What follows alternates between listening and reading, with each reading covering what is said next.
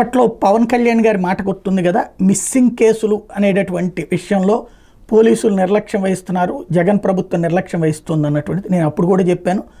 Missing కేసులు అంటే దాన్ని ప్రేమ కేసుల కిందనే తీసుకుంటారు, ఎలోప్మెంట్ కేసుల కిందనే తీసుకుంటుంటారు, దానివల్ల జరుగుతుంటుందని. ఆ తర్వాత పవన్ కళ్యాణ్ వచ్చిన తర్వాత ఒక అమ్మాయిని రక్షించినటువంటిది ఉంది, ఇంకా మిగతా మిస్సింగ్ కేసులు కథ నడుస్తూనే ఉంది.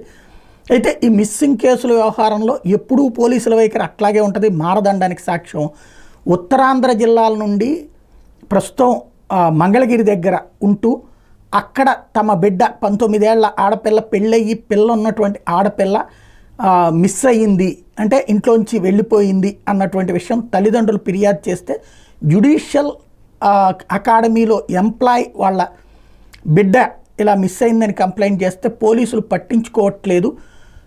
ఆగస్టు 15వ తారీఖు కనగా కంప్లైంట్ చేస్తే ఈరోజు వరకు కనీసం కేసు కూడా నమోదు చేయట్లేదు అంటూ సదరు అమ్మాయి తండ్రి మాట్లాడుతున్నది ఒక్కసారి విందాం. జ్యుడిషియల్ అకాడమీలో పనిచేస్తున్నాము. అయితే అక్కడ ఇష్యూ జరిగితే కంప్లైంట్ చేసాము. అలా కాదు, ఎవరు మిస్ అయింది? ఎవరు అసలు మిస్ అయింది? మా పాప. ఎంత వయసు ఉంటది? అది 19 సంవత్సరాలు. Okay okay. తను ఏం చేస్తుంటుంది? ఆ పాప మీ ముందు దగ్గరే ఉంటుంది. ఆ పాపను తర్వాత ఆ పాపకి మ్యారేజ్ కూడా అయిపోయింది. మీ ఇంట్లోనే ఉంటుంది? మా ఇంట్లోనే ఉంటుంది. ఆ మ్యారేజ్ కూడా అయిపోయింది. మా అమ్మాయికి ఒక అమ్మాయి కూడా ఉంది, 2 ఏళ్ళ అమ్మాయికి.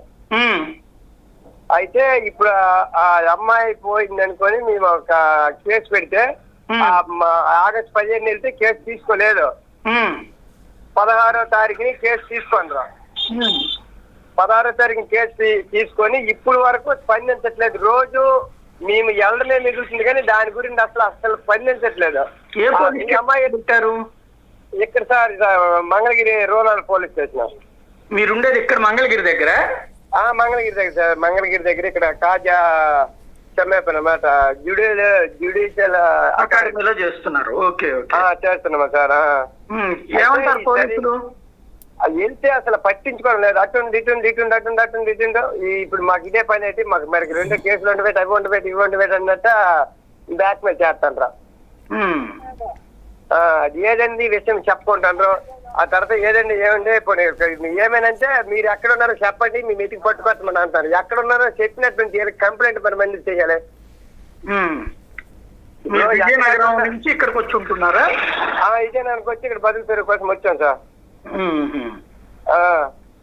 ఓకే. మీరు సార్ లోకేష్ గారిని కలవకపోయారా? ఇప్పుడు ఇదేంటి పవన్ కళ్యాణ్ ఆఫీస్ వరకు వెళ్తున్నామా?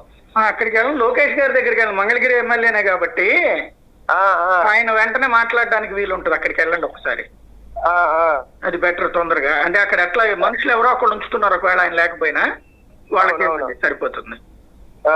నేను కూడా ఒకసారి కొద్దిగా సార్ ఒక ఫోన్ కాల్ కొంచెం చేస్తే బాగుంటుందని మీకు మిమ్మల్ని కలవడం జరుగుతుంది. అలాగే ఎలాగంటే నేను ఫోన్ కాల్ చేస్తే వాళ్ళు ఏం రెస్పాండ్ గారు.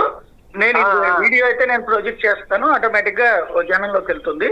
మీరు ఈ విషయం ముందు లోకేష్ గారి నోటీస్ లో పెట్టండి. బాగుంటుంది. అలాగే ఇది ఇప్పుడు మీకు ఇచ్చినటువంటి కంప్లైంట్ నీకేమైనా వాట్సాప్ పెట్టమా? పెట్టండి. సరే సార్. ఇది పరిస్థితి. ఇక్కడ కంప్లైంట్ ఇస్తే తీసుకోకపోతే తలెత్తేటటువంటి సమస్య ఆ కుటుంబానికేమో అది చాలా సమస్య. అదే సందర్భంలో పోలీసులకేమో అదొక నార్మల్ అంశం కింద ఉండిపోతూ ఉంటుంది. ఇప్పుడు ఈ వ్యవహారంలో లోకేష్ గారు స్పందిస్తే వేగంగా వాళ్ళు ఫాలోఅప్ చేసి ట్రేస్ అవుట్ చేయడానికి వీలుంటుంది.